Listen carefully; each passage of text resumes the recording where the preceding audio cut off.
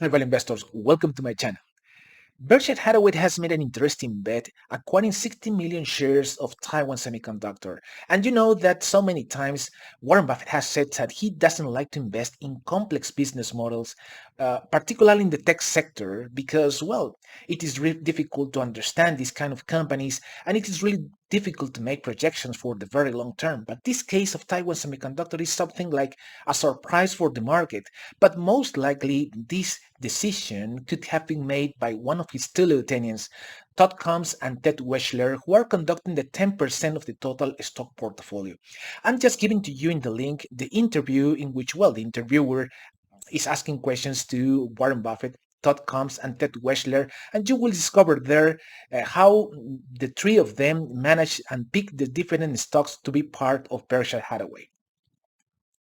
Now, according to the 13F documents from the SEC and Dataroma, you can see Taiwan Semiconductor to be part of the top 10 most important stocks within the Berkshire stock portfolio here. In the third quarter of the year 2022, in the Berkshire stock portfolio, you can see that Taiwan Semiconductor has a weight of 1.39% of the total portfolio here, which is part of the top 10 highest conviction stocks here within this portfolio. And well, you can see here that the company has bought 60 million shares at a $68.5 per share as a reported price. So really, in this video, I will dive a little bit more about this company in order to understand what are the factors that explain this bet by Berkshire Hathaway here. Look at this. This is the Hewlett Packard, which is another company that we have assessed in this channel that you can watch in this channel in order to see the full assessment of this interesting company. But apparently there is a higher conviction of Taiwan Semiconductor because it has a higher weight here in the Berkshire stock portfolio here. But before going into the assessment of this interesting company, I want to announce to you that I'm writing for Seeking Alpha as a contributor here. So this is my page in Seeking Alpha here. You can follow me here. I've written here my first two different articles here. I will assess different stocks here in this website here. Now, coming back to our assessment here in this video, you will notice that, well, I will focus on the metrics of Taiwan Semiconductor in order to discover what are the factors that may attract Berkshire Hathaway to invest in this company, comparing with the metrics of Samsung and Intel here. And you should notice that these three companies are more involved in the 7 nanometer, 5 nanometer, and 3 nanometer process node, which are the most advanced chips in the world. So if those companies are involved in the manufacturing of these kind of chips, this gives the power to these companies to set higher prices and to act more as a monopoly. Particularly in the case of Taiwan Semiconductor is ahead of its competition of Samsung and Intel, and you will discover why later when I explain to you the metrics of this company here. Now, in terms of the market position here in the last quarter of the year 2020, according to Counterpoint here, Taiwan Semiconductor, and this is taking all the process nanometer manufactured by Taiwan Semiconductor here, and we are comparing here the market share of the company. Well, here we have that the company has 58% in the last quarter of the year 2020, and this market share has been kept almost stable here until the second quarter of the year 2022 with 56%, which means basically that the company Taiwan Semiconductor has been strengthening its position, and this is one of the most important factors that attract Berkshire Hathaway in general, because it reflects the possibility or the high possibility that the company like that has a really strong moat that protects its business model from the competition. In the case of the Samsung Foundry Services, well, the company as well has been kept its market position over the years. But of course, there is a huge difference in the market position of both companies, and of course that give us an idea that Taiwan Semiconductor has a very strong position that is difficult to defeat. So this is one of the main factors that could have attracted Berkshire Hathaway in the first place. So just in terms of in terms of the most advanced chips, really, it is more critical the market position of Taiwan Semiconductor here. Look at this, 85% of market share with the 7 nanometer process node and 90% in the 5 nanometer process node, which indicates clearly that this company has a really almost a monopolistic position in both of the most important or most advanced chips in the world. I'm not saying that the other chips, the less advanced chips, are not important. They are important because most of the devices in different companies that manufacture different devices that are important as well need to use these less advanced chips. But in this case, there is lower competition to manufacture this kind of most advanced chips. So if that is true, it means basically that this higher market share of in these advanced chips give the power to set higher price and to act like a monopoly in the case of Taiwan Semiconductor, which is reflected, of course, by high net margins, high free cash flow margins, and so forth. So really, this is what really create more value to the shareholders in general, and of course knowing that there is no other available competitors that could offer the same quality and the same quantity of this kind of chips in the market. Now, looking into this chart, this is really interesting because we can see the breakdown in different nanometer process nodes within the revenues of Taiwan Semiconductor here. Look at this in the last quarter of the year 2021. Something like 50% of the total revenues come from the 5 nanometer and 7 nanometer process nodes. So really, this indicates the higher quality of those revenues because these 2 nanometer process nodes enable the company to have higher margins, higher gross margins, higher net margins, higher free cash flow margins as well. With those market share that I've just shown to you previously, it indicates, of course, that the company is delivering so much value, and it won't be a surprise that that the company deliver higher net margins that we will see later when we assess the metrics of this company. But anyway, we can see here, for example, that in the year 2017, it started to manufacture the 10 nanometer here, 10 nanometer process node, and suddenly, well, throughout the quarters here, this type of nanometer process node was stopping its production in the first quarter of the year 2020 because, well, the 7 nanometers started to replace most of the applications that were offered through the 10 nanometer process nodes. And you need to remember that in the year 2019, there was a delay in the case of Intel. Intel experienced a delay in the 7 nanometer release.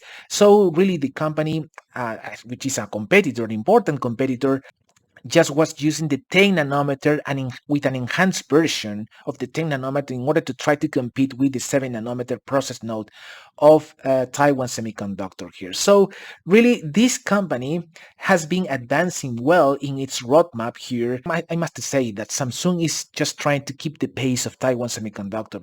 Both companies are producing, of course, and selling the 7 nanometer and the 5 nanometer process node, but in the case of Taiwan Semiconductor is more effective, offering higher quality in the chips, and this is something that we will discuss later in the when we assess the case of Samsung and Intel here in order to compare with the metrics of Taiwan Semiconductor here. But this is something really interesting to notice here, and given the fact that in the year 2022 the company Taiwan Semiconductor is already manufacturing and producing the 3 nanometer process node. It is expected that this 3 nanometer could contribute to the revenues in the year 2023. So really, we will have another new cycle for the demo of this kind of chips, really, because, well, the 3 nanometer process node is really will be well demanded by companies like Apple, for example, and other important companies, and that, of course, will be like a catalyzer for the next 3, 4, or even 5 years for Taiwan Semiconductor in its growth. So this kind of perspective, this kind of catalyzers, is another factor that probably may have interested Berkshire Hathaway to invest in this important company here. Now we have this breakdown of the different clients of Taiwan Semiconductor here, and we can see important clients here. For example, Apple, well, the most important client with more than 20% of the total revenues of Taiwan Semiconductor here. Then we have Qualcomm, Nvidia, Broadcom, AMD, Intel, MediaTek. So really, there are important two conditions that a company like Taiwan Semiconductor is fulfilling in order to be successful. The first condition is that the company is taking advantage of the economies of scale. It means basically that each of these clients demand important amounts of chips really that enable the company, Taiwan Semiconductor, to dilute its fixed costs really, taking advantage of the economies of scale. Really, this is important to notice because this will be reflected in the bottom line here in with higher gross margins, higher net income here. So, but really, you need to have a sufficient demand for your products, and this is something that is experienced in Taiwan Semiconductor, but it is not the case of Samsung, for example. Samsung has this problem that it is considered a second source in the foundry services. So the company do not have a sufficient scale to dilute its fixed costs, and this is something that is reflected in lower net margins and in lower free cash flow margins here. So this is important. And the second condition that a company like Taiwan Semiconductor is fulfilling is the higher yields for its chips really. So it basically means that there is that these chips are of higher quality here than in the case of Samsung. So if you have a high quality chips that offers better performance, of course the clients will search for your chips, and this is something that is happening with Apple, Qualcomm, Nvidia, AMD, and so forth. Now, you can see here that NVIDIA and AMD have taken advantage of the better quality and better performance of the chips manufactured by Taiwan Semiconductor, and of course, both of them have taken advantage of this technology to surpass in different markets. To Intel, and this is something really important. And you should notice here that Intel, which represents something like 5 and 7% of total revenues of Taiwan Semiconductor, here you need to remember that Intel is not requesting the most advanced chips like 5 nanometer and the 7 nanometer. In fact, the company is requesting less advanced chip because the company do not have the adequate infrastructure. The company is not using the EUV lithography equipment provided by ASML, which is another company that we have assessed previously in this channel. You can watch in this channel this interesting company ASML, because I spent 1 hour trying to assess this complex business model here. But of course, this is something important because Intel is in the middle of a roadmap here. I mean, a middle of a turnaround led by Pat Kelsinger, which is expected that for the following 4 or 5 years to make important changes in the company. But of course, the company need to work so much to catch up companies like Taiwan Semiconductor or Samsung here. These are the metrics of Taiwan Semiconductor here. These are the metrics from the year 2012 to the year 2021 here. Well, I want to get interesting insights with respect to all these metrics here in $1 million here, okay? Well, the first thing that we can do is to focus just on the growth in revenues here, which the company has been rather consistent except for these years. In general, the company has been doing pretty well, growing in a positive way year over year. But I think that the most difficult thing is to grow and at the same time increase your free cash flow margins here, which is something that has happened here in the last 10 years. Basically, I would say that this is the result that the company has reinvesting. Most of the free cash flow generated has been to reinvest into its core business in order to be ahead of its main competitors, offering better technology and staying ahead in the manufacturing of the most advanced chips, really. And these are reflected by these numbers here, really. There is not a surprise here that the company has high returns of capital to reinvest its money in its core business here, because the return of equity and the return of invested capital, are performing really well with more than 20% in each case. In the case of the net margins, look at this. This is huge, really. More than 30% of net margins, net income over revenues here. This is really huge and it really reflects the power of this company in its respective industry, really. Another interesting point is that, well, there's no surprise that the balance sheet here is really, really solid here. In less than 1 year, the company can pay back all its long-term debt with its free cash flow generated in each year, really. So this is another sign that the company has doing really well and do not need to take so much debt here to finance its main operation or even its future expansions really. Another interesting point is the cash imbalance sheet here, 34 billion here. We're talking about the year 2021 here, but anyway, this is really pretty interesting to notice here has how the company has been performing in the last 10 years, because you should notice that Berkshire Hathaway really likes to focus not in the performance of the last quarter, but in the performance of the last 10 years at least, in order to decide if that company could be included as part of the Berkshire stock portfolio here. Now, an interesting point is how this company was allocating its money here. And well, you can notice here that the company is spending something between 20 and 30% of the total free cash flow to pay to make dividend payments here. And the company has been consistent here in the payments of these dividends. Something that surprised me at the beginning was the fact that the company has not made any repurchase at all of its own shares, which of course we can deduce that all that money was used to reinforce its market position to pay dividends, but mostly for reinforcing the market position to be ahead of the competition, to offer the better chips and so forth. This you should remember this because this will be critical for us to discover what are the factors that explain that Taiwan Semiconductor stay ahead of its main competitors here. Okay. Well, something that I needed to make really is the fact that you know that the free cash flow is the cash flow from operations minus the capital expenditures. But I never mentioned to you, and but this is something that is true, that the capital expenditure is referring to the capital expenditure for maintenance. You should never include the capital expenditures for growth here. Okay, this is something important to notice here. I never use this kind of breakdown because I'm never involved in companies that need to use so much capital expenditure. So that's why I never use this kind of breakdown here. And I just take the total capital expenditures as a more conservative way to calculate the free cash flow. But in this case, I noticed that, well, you know, that according to the sector here, the semiconductor industry, the companies need to use continuously to invest in so much capital expenditures for expansion, particularly in this case, in this context in which, well, there is a shortage of chips really, and most of the companies are investing heavily in expanding their operations to satisfy, to please the demand for the chips. So really, this is something that called my attention. This is why, for example, in the year 2021, there is a huge increase in the capital expenditure. So this is something that called my attention, and I needed to make to find a methodology to make this breakdown in capital expenditures and capex for growth here. Okay, so this is something that you should notice here because this is something that you won't be able to find in the consolidated financial statements of the companies.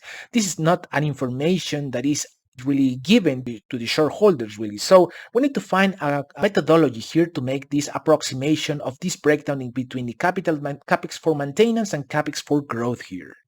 Now, I found a really interesting method provided by Bruce Greenwald here. Well, he's a pretty well known, famous professor from Columbia Business School, and well, he's pretty famous as well among the value investing community around the world. So probably you should read one of his books, even when he has this kind of theoretical perspective respect to the investments. It is really interesting to read his insights in order to learn more things about the value investing in general. Well, I will read for you the methodology in order to apply it for our spreadsheet in Excel later. Okay. Well, this is the methodology. Calculate the ratio of the property, plant, and equipment, which is this is something, of course, the fixed assets that you could find in the balance sheet, the non-current assets. So this is the property, plant, and equipment to sales for each of the 5 prior years and find the average. We use this to indicate dollars of PPE it takes to support each dollar of sales. We then multiply this ratio by the growth or decrease in sales dollars the company has achieved in the current year. The result of that calculation is the growth capex here. We then subtract it from the total capex to arrive at maintenance capex here. Page 96 of Bruce Greenwald EPB book here. Okay, so this is really interesting because I will use this methodology to calculate this breakdown in the capital expenditures for maintenance and the capital expenditure for growth here.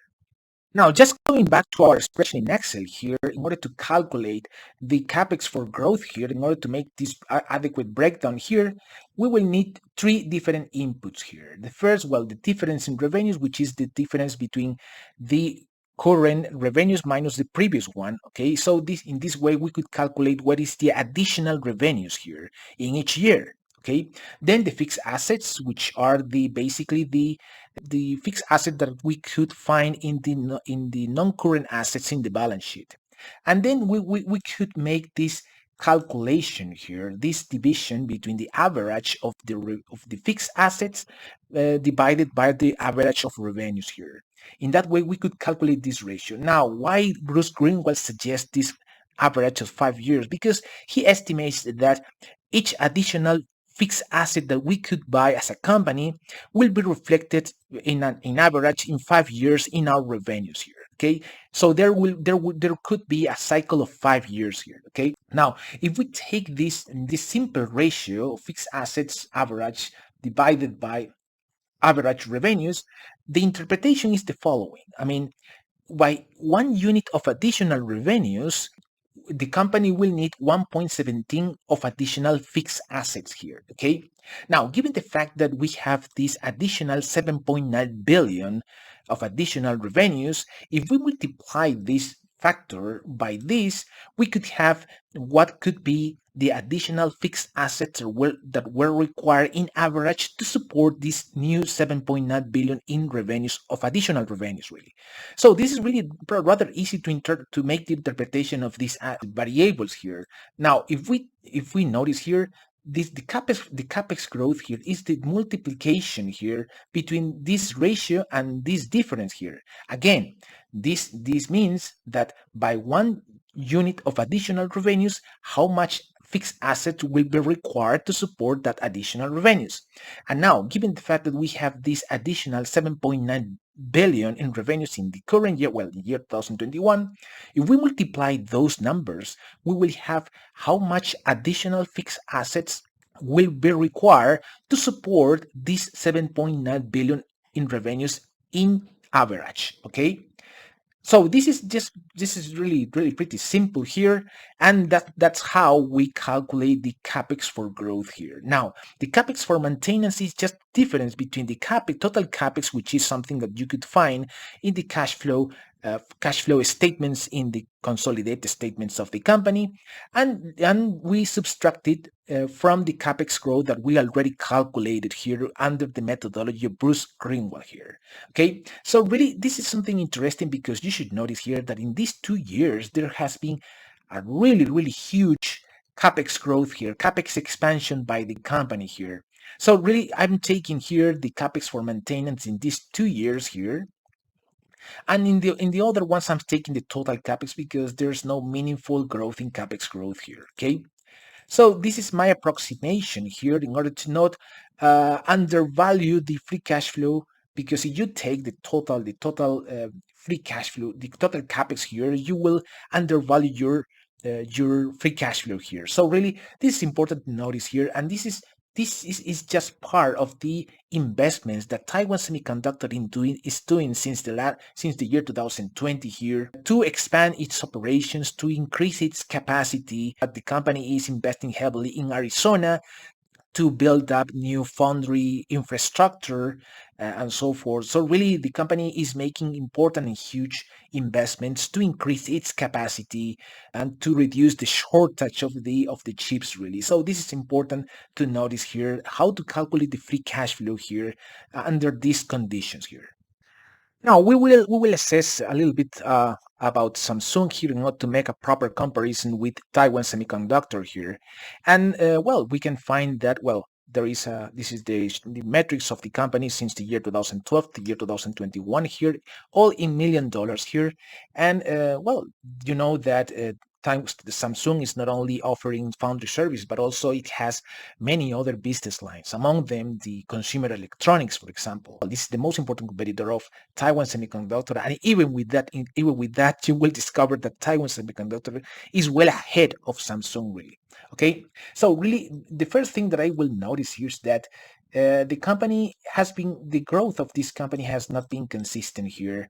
And well, you need to remember that for example, in the case of the manufacturing of the smartphone here, it is competing directly with Apple, and Apple is taking the leadership in quality, in market share, and so forth. So really, the company Samsung is facing very strong competitors.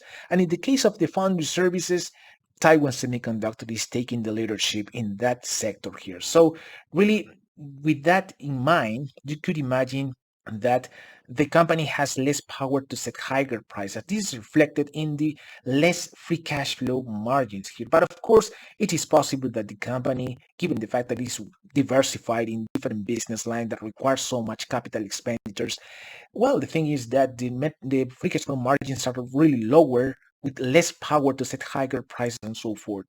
And another interesting point is that, well, it is reflected by the lower returns for capital here. So look at this, the return of capital, return of equity, and return of invested capital is way lower than in the case of Taiwan Semiconductor here. So really, and this is of course reflected as well by the net margins here. So this clearly indicates that the company, well, it is possible that the company has so much fixed cost that the company is not uh, producing enough products and services to dilute its fixed costs, adding to the fact that it's competing directly with its very strong competitors in its different sectors in which the company has presence. Okay, something that really caught my attention, really, and despite the fact that the company has a really stable balance sheet, a really solid balance sheet, because it is able to pay back all its long-term debt with its free cash flow here, you should notice that the free cash flow generated by the company is something similar to Taiwan Semiconductor here. At least in the last 3 or 4 years ago, the company is offering more or less the similar free cash flow here. But you should notice that in order to produce this kind of free cash flow of 32, 21, and so forth, the company needs to sell more than $200 billion here. So look at this, that this is an enormous effort that the company should take in order to produce the same free cash flow generated by a company like Taiwan Semiconductor. Look at this, how much the company needs to sell in order to produce almost the same free cash flow, something between 30, 40, and 50 billion. I mean, the company Samsung needs to sell 4 times more, almost 4 times more than Taiwan Semiconductor to produce almost a similar free cash flow here. So that clearly indicates that the company Samsung is less efficient because it has less power in its different markets. It is less efficient, of course, in the capital allocation. It is less efficient in the returns for the capital. So really, this is something that we need to take into account if we want to invest in Samsung. Really, okay. Now, in terms of the capital allocation, the company Samsung has made increasing dividend payments here, which represents something like 30, 50% of the total free cash flow. But something that you need to notice here is that the company has made repurchases in the past here. In the last 2 years, probably the company has not made anything, but in these years, the company has made this important amount of money. He has allocated important amount of money to make repurchase of its own shares. Now, look at this. If you compare this, the company Taiwan Semiconductor hasn't made anything of repurchases. I mean, the company was truly well focused in reinvesting into its core business, in reinvesting into its competitiveness, in staying ahead of the competitors. And I think that the important lesson that we could get from this assessment is that not necessarily any company should make a repurchase of its own shares. We are talking about the semiconductor industry, an industry that is really, really, really hard, because if you don't invest enough capital in your core business, your competitors will surpass you at some point in the future. And look at this, what happened with Intel. Intel has made all these repurchases in the last 10 years. And this was one of the main problems that the company has had, because under the tenure of Bob Swan, which was the CEO previous to Pat Gelsinger right now. Well, apparently he felt overconfident about the market position of Intel, and Intel has made all these repurchases combined with allocating money to make dividend payments here. So this is something that I assess deeply in one of the videos here in this channel of 1 hour of duration. If you want to watch that video of Intel, you can watch it and you will get interesting insights from this video. But anyway, just because we need to discover certain patterns here, you will do discover here that not necessarily the company that is making more repurchases, particularly in the semiconductor industry, and in particular in this sector of the foundry services, the company that has not made any sort of repurchases is the company that is taking the leadership because it has reinvested most of its money into its core business to be ahead of the competitors, to offer better chips, better services. There's no any surprise that Taiwan Semiconductor is concentrating the most important clients here, and this is important to understand it, that a company, for example, like Samsung, which is considered as a second source in the foundry services, well, the company is not fulfilling the two conditions that I've mentioned to be successful in this sector, which is that the company really needs to have a sufficient scale to dilute its fixed cost. And given the fact that Samsung is considered a second source, the company do not have the sufficient scale to take advantage of the economies of scale in order to reduce its cost per unit, and in that way increase its gross margins or its free cash flow margins here. So this is one of the main reasons why Taiwan Semiconductor is taking the leadership even in the capital allocation, in the gross margins, and so forth, because the company is attracting more and more clients. As I previously shown to you, the most important clients here of Taiwan Semiconductor is Apple, Qualcomm, and all of them demand important amount of chips here that enable Taiwan Semiconductor to take advantage of the economies of scale. Added to the fact that the second condition that Samsung is not fulfilling is the high yields for its chips. Really, the chips offered by Samsung were not of high quality because, well, the clients of Samsung had certain problems in the last years. Companies like Nvidia, for example, had problems in the yields of the chips offered by Samsung, and that of course give the opportunity for Nvidia to change and increase its demand to Taiwan Semiconductor here.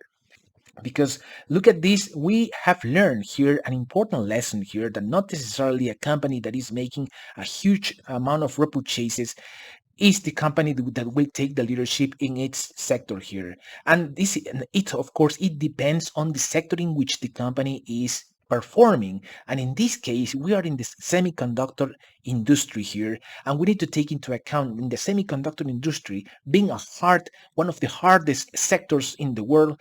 It requires, of course, that the companies are investing heavily in its core business to be more competitive, to offer better chips, better performance in its chips, better quality, and so forth here. Now, in the year 2022 here, the company has been performing pretty well, really. If we take, for example, in the last quarter, for the nine months ended of September 30, the company has grown here in revenues 42% year over year, in gross profit 62%, and in the case of the net income 67% here. So really, the company is doing really well in the year 2022, and it is expected, of course, something like 43% at the end of the year 2022 respect to the year 2021. This is something that I will take into account in my calculation of the intrinsic value. And of course, you need to remember that it is really, really interesting to know that a company that is performing that well and the price was declining really in this year 2022. Of course, this is not a surprise that Berkshire Hathaway decided to buy more shares of this company. So I will explain later what are the risks associated to hold this company. Now, in this part, I will talk about the intrinsic value here. First, I needed to make certain assumptions here. The first thing, we need to assume this number of ADRs. This is a number here that you will find in the annual reports of the company. Then, well, I needed to make an assumptions here with respect to the free cash flow margins of 54%. I can tell you that this is the lowest free cash flow margin that I've seen here. Look at this just in the last 10 years. 54% has been the lowest free cash flow margins here. In general, I would say that it's more is more likely that the company could have higher free cash flow margin in the next years here. Then, well, I'm assuming here that just a time horizon for our investment until the year 2026 here. And then, of course, I'm assuming this sales growth here according to the market consensus here. According to you can find this information in Market Screener, and then you will notice that in the consensus here, this is assuming for the year 2022 a growth of 43%. And this is more or less in line with the growth that we have seen for the results as of September 2022, that the company year over year has grown here as of September 2022 accumulated something like 43% here. So it is totally feasible that the company could end up with that growth at the end of the year 2022. Then the consensus estimate a 7% of growth here for the year 2023 here. Most likely this is because probably the consensus or the analysts are assuming that a recession could hit the global economy. So that is something that could slow down the growth in the case of Taiwan Semiconductor here.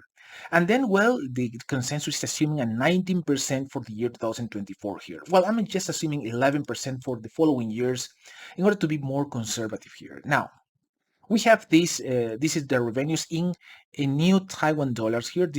I just collected all the data directly from the financial statements of the company, and all of them are in the currency of Taiwan. Okay, but anyway, we will make the change here using the exchange rate at the end of this part here, because the goal is to calculate the intrinsic value in dollars per share here. Okay, we will use this growth here in revenues here, and then the year 2026 we will multiply this number, these projected revenues for the year 2026, and we will multiply it by the free cash flow margins that we're assuming here, very conservative here, and this will be our estimated free cash flow for the year 2026 here. Now, we will just need to take this number, this free cash flow, in order to divide it by the number of ADRs here, in order to have something like a free cash flow per share, free cash flow per ADR. This is important to notice here because the ADR is what we really care, because we are not interested in the outstanding number of shares, because if you are interested in an outstanding number of shares, you will get, of course, the intrinsic value in the currency of Taiwan here. So we are interested really in the ADRs in order to get the intrinsic value calculated in dollars per share. Okay. Now we will consider here 14 times multiple here, price over free cash flow here, and this is more or less in line with the price over free cash flow in the last years, something 14, 16, 14, 10, 10. Well, we are considering here, but we could make certain changes here in our assumptions in order to see how the intrinsic value could change in the end. Okay. Now we will multiply these to both numbers, the free cash flow per share or per ADR, and we will multiply by this multiple here, and we will get our target price here. Now, given the fact that we are at the end of the year 2022, I'm just considering the present value of this number, just taking 4 years. It is like we are almost finishing the year 2022. So of course, I'm just considering 4 years of present value here, and we will multiply this number with the exchange rate here. This is the exchange rate in order to convert the Taiwan currency into dollars here. Okay. Now we have this, and we have that this is the price paid by Berkshire Hathaway for this stock, really $68.50 per share. So you can see here that there is a margin of safety of 51%, even when we are considering really conservative assumptions here. Okay. Now, what happened, for example, if the multiple could drop? I mean, could drop, for example, to 10. So of course you could see that the margin of safety is 8%. Of course, I don't know honestly if the multiple will fall, but in the end, but it is really something really hard to imagine that the company will be in a worse situation in the following years when the company is fulfilling its roadmap, and of course. Probably the market will realize that an invasion of China to Taiwan is more unlikely as the years are passing.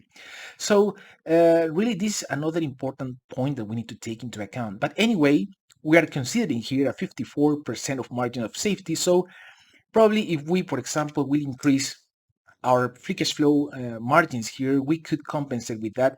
So we are really, I mean, Berkshire Hathaway has been covered by the possibility that certain things could happen in the following years here.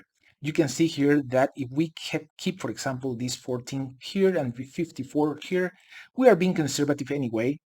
We can, for example, I don't know, probably the revenues, the growth in revenues could fall and for 7% for the following years. And even with that, the margin of safety is 35% here, which is really good. So this is important to notice that Berkshire Hathaway likes to invest only in outstanding companies when they feel that they are acquiring a really an important margin of safety to be covered for potential or negative situations in the future.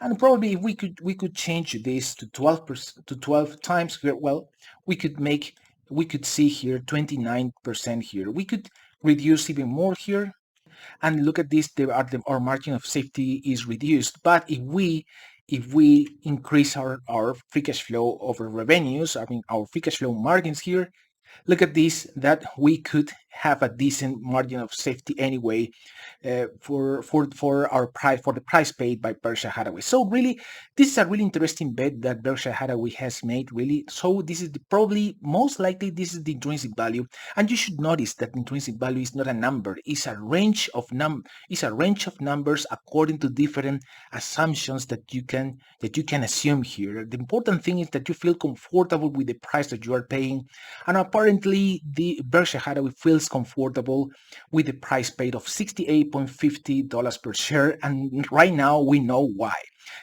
Well, in this part, I will talk about the risks associated to Taiwan Semiconductor, and most likely this is one of the main reasons why Berkshire Hathaway has found this stock undervalued in the first place. So the first thing is, of course, the risk associated to the possibility that China could invade Taiwan. And apparently Berkshire Hathaway is assigning a low probability to that possibility.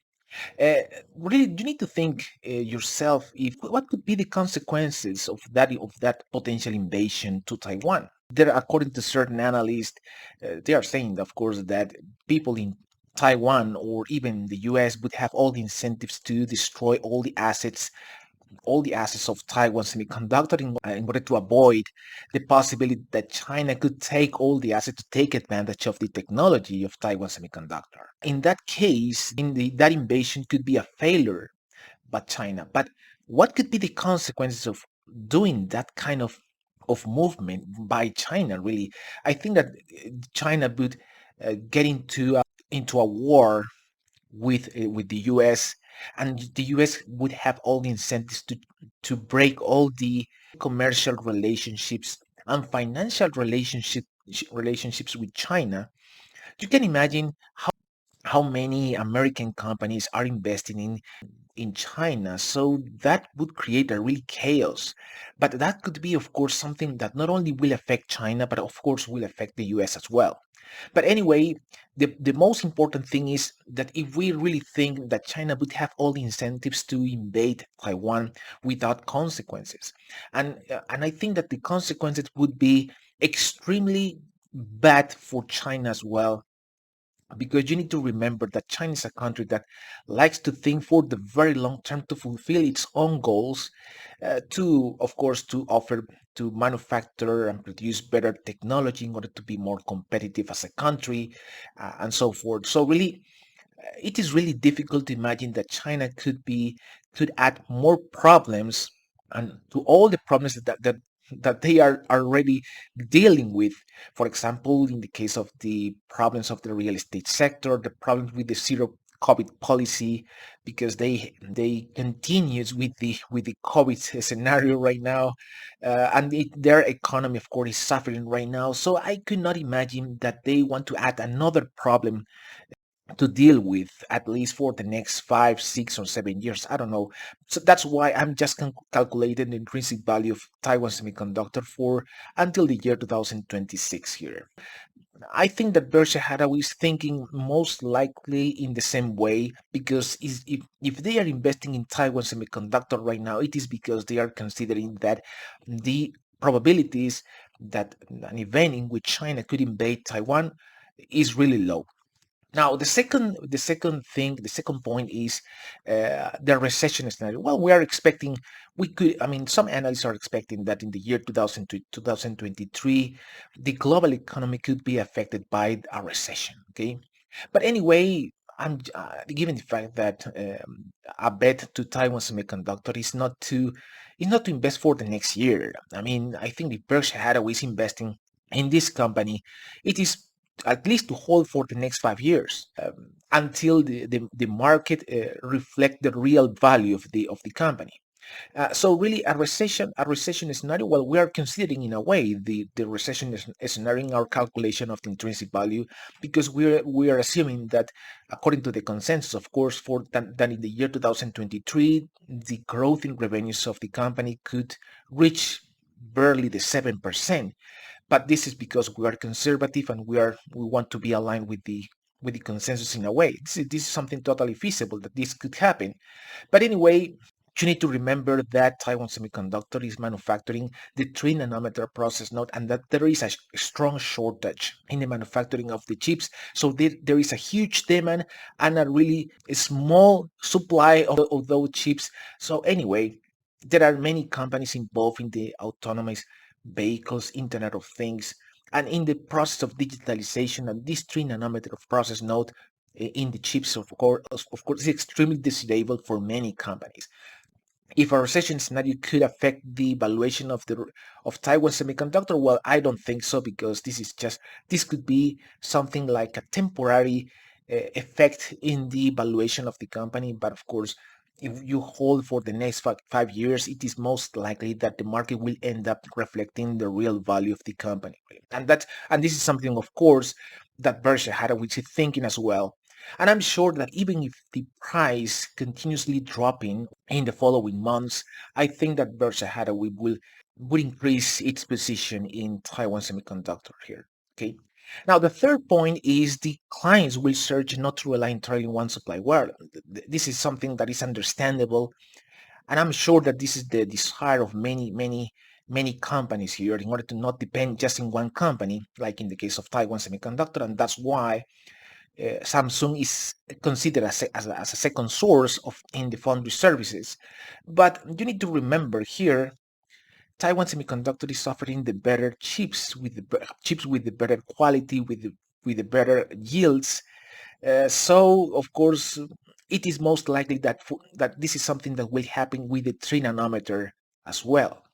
So even if in the case that Samsung is trying to keep the pace of Taiwan Semiconductor manufacturing the 7 nanometer, the 5 nanometer, and now the 3 nanometer process node, I think that the Samsung is lacking these kind of yields in its chips, and of course they don't have a sufficient scale to take advantage of the economies of scale. So this will affect, of course, their gross margins, their net margins, the free cash flow margins.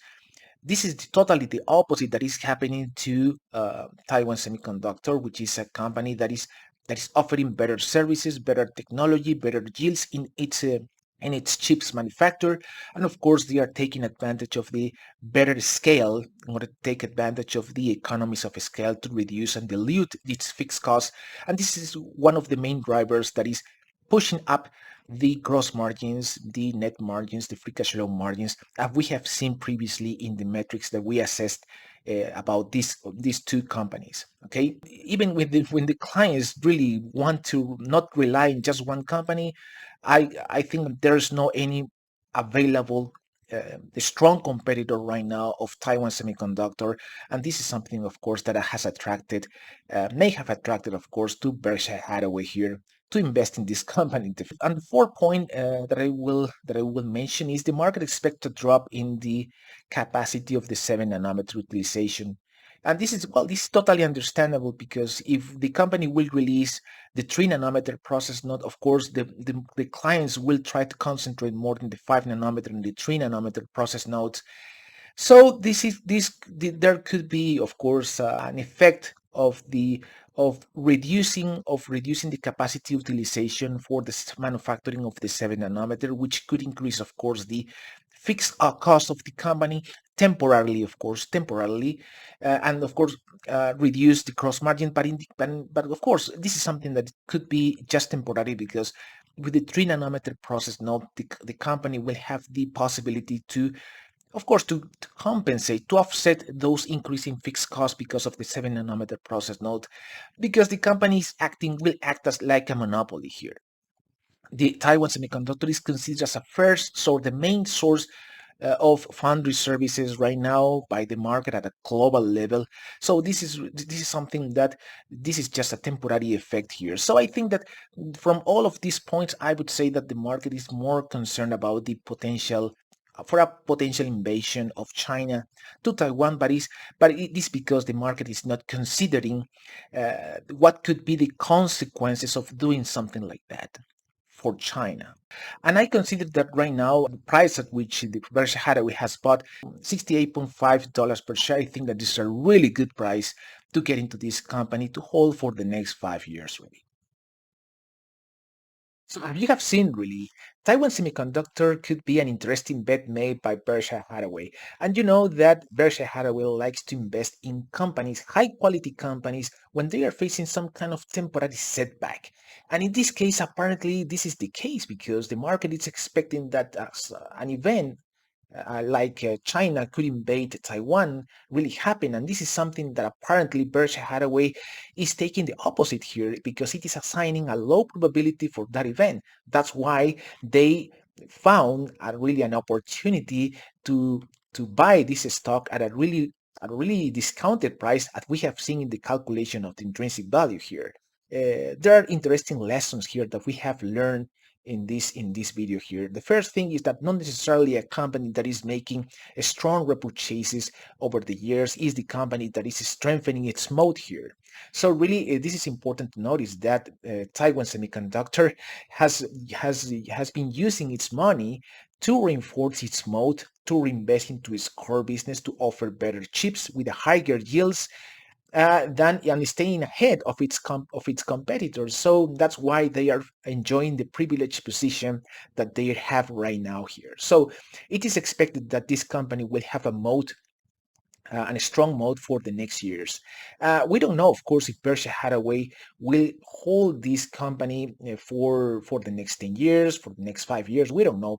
But given the fact that the stock is included as part of the top 10 most important stocks within the Berkshire stock portfolio, we could deduce that they could hold this company for the next 5 years at least.